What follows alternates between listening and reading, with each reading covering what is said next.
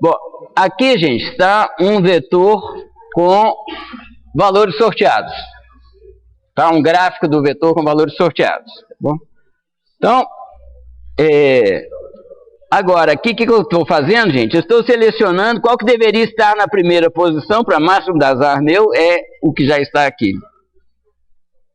Bom, continuando aqui, agora eu vou selecionar qual que deve ficar aqui. Vocês reparem, aqui ó, é esse aqui. É esse aqui que deveria ser o mínimo. Pronto, está aqui, eu vou trocar esse com esse. Bom, então agora eu já tenho esses dois aqui em suas posições finais. Agora eu quero selecionar qual que vai ficar aqui. Tá bom? Ó, por enquanto eu acho que o mínimo é esse. Depois acho que o mínimo é esse.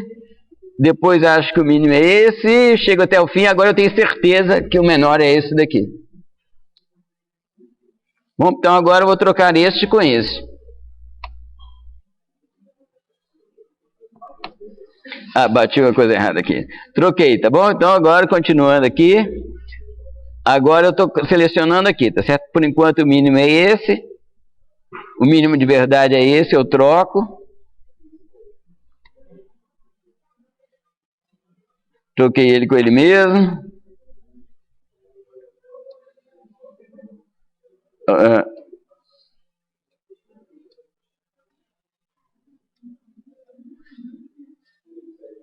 Ok, gente? Deixa eu rodar mais uma vez aqui agora, dessa vez sem intervenção da gente aqui.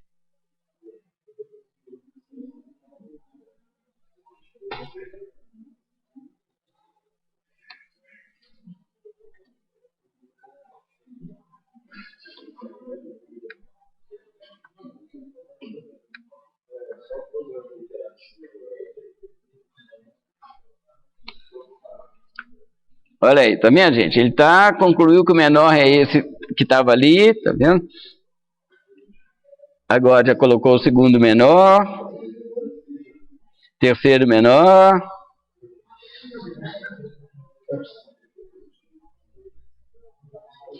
Ok? Gente, é um algoritmo muito simples esse daqui, é muito intuitivo, muito claro. Tá? Vai escolhendo os menores um por um e vai colocando nas posições correspondentes. Ok? Ordenou aqui o nosso vetor. Qual que é a complexidade, gente, da ordenação por seleção? Tá?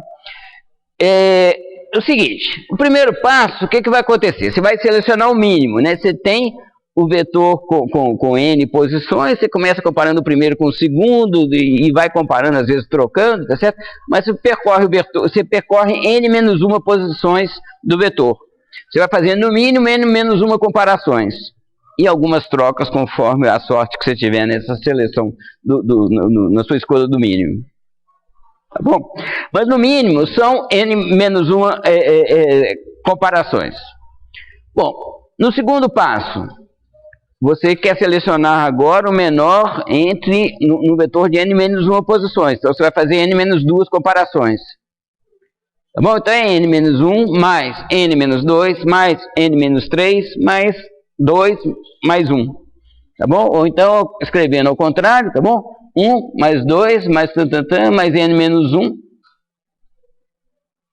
Ok? Que isso daqui é igual à soma dos inteiros até N-1, que tem essa fórmula aqui. Bom, que dá N2 menos N sobre 2.